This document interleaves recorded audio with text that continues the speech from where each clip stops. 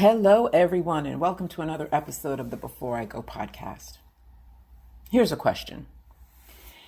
How do you know when it's time for a change? Changes in your relationship, changes in your employment, changes in where you live, changes in where you worship. When do you know? There was a time in my life when I was very impulsive, or should I say decisive, and I would make a change at the drop of a hat. If the thought came up, I hopped on it with very little thought or examination. Sometimes it turned out for the best, and other times I just had to make the best of it. My philosophy lies in the fact that I believe I have choices, and if one choice doesn't work out, then I am free to make another choice. I mean, come on, I married my second husband and moved to another state after knowing him for 10 months. I changed jobs 5 times in 11 years. And don't get me started on other relationships. Historically, major changes have not really been a huge issue for me. They can be stressful, but I find that sometimes they are necessary and we need to be careful not to avoid changes because we want to avoid stress. We may think it is just easier to stay where we are rather than to make a change because of the effort that is involved. In some situations, we have to move through the challenging moments in order to get through to the other side. Does that make sense? Lately, I feel like I've been getting messages from the universe, recurring themes, if you will. Like, I keep getting these random text messages and mail from different sources telling me that they want to buy my house. Now, I'm not looking to sell. I love my house, but is it time for a change? I have always dreamed about having a house on the water. Is it time to pursue that? I've also been contacted by a few recruiters who are impressed with my credentials and want to set up a time to talk about employment opportunities. I'm not actively looking for a job. My job is fine. No, it's not hard or even challenging, but I have great benefits and my work environment is lovely. I make good money and my job allows me to live the lifestyle that I want. But is it time for me to be challenged again? On that note, for real, when I got back into contract administration after failing as an entrepreneur, I really didn't want to be challenged. I just want to get paid, period. And yet here I am wondering if the universe is trying to tell me something. I remember back in 2013, I remember feeling I needed a change. I was deep into my fitness lifestyle. My daughter left for college, and I wanted to do something for myself. I was about to turn 50. Call it a midlife crisis, but I bought a Mercedes convertible. It was springtime, and riding around with that top down made me feel alive.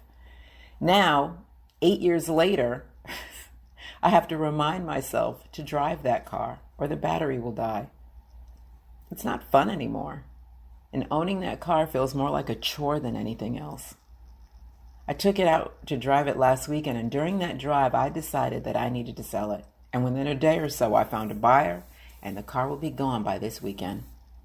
For me, that is an example of recognizing when a change needs to be made and making it. I came across an article online entitled 5 Signs It's Time for a Life Change, written by Kim Perrell. The article intrigued me after I read the first 2 paragraphs. Ms. Perrell writes, "If you were to tell me 60 days ago that I was about to pack up my whole life and move to Miami, I wouldn't have believed you. I mean, we're in the middle of a pandemic. I have 4 kids under 6 years old, plus a 7-month-old English Mastiff puppy that weighs 115 pounds. It's an election year. It's hurricane season. I don't have any family in Miami, and I've spent less than 10 collective days there." She has a lot going on and decided to make this major change. Interesting. So I kept reading and I found myself nodding in agreement as I went through what she calls the 5 signs that it's time for a change. Number 1, I feel comfortable yet restless. Now, I have no complaints about my life. I am very comfortable, and yet I feel as though I should be doing something else. Maybe not something different, but something in addition to what I'm already doing. Number 2, I want to feel a greater sense of purpose. Now, I have always believed that my purpose was to raise successful children. Well, I've done that, and now I'm asking myself, what next? I mean, I'm only 56. What am I supposed to do with the next 40 years? Hopefully 40 years. Number 3, something in my life has reached its natural end. My relationship ended. The end of that chapter could be signaling the beginning of a new one. Number 4, you feel like you're living in the past. Do I, though? I'm not sure. And number 5, it's been a long time since you've made a move. Let's look at that. When was the last time I did something different? I lived in my house for 19 years, and I've had the same job for 4 years. I broke up with a guy after 3 years. I cut all my hair off a few months ago. Does that count? The pandemic put a pause on life as we all know it, but we are slowly getting back to life, and perhaps now is the time to shake things up.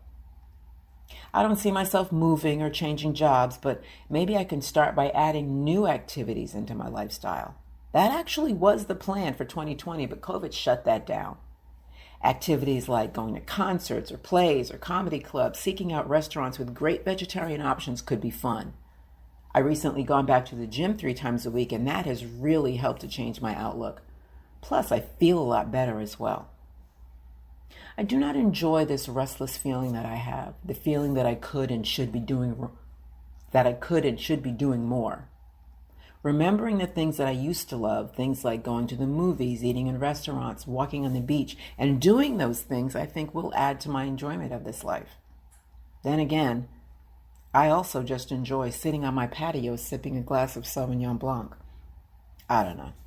What about you? Is it time for a life change? Maybe it is. I mean, I'm thinking even the smallest of changes can change your outlook, can get rid of that restless feeling. Try it. Well, that's all I have for today. Thank you so much for listening. But before I go, let me share this with you from Abraham Maslow. In any given moment, we have 2 options: to step forward into growth or step back into safety. I'll see you next time.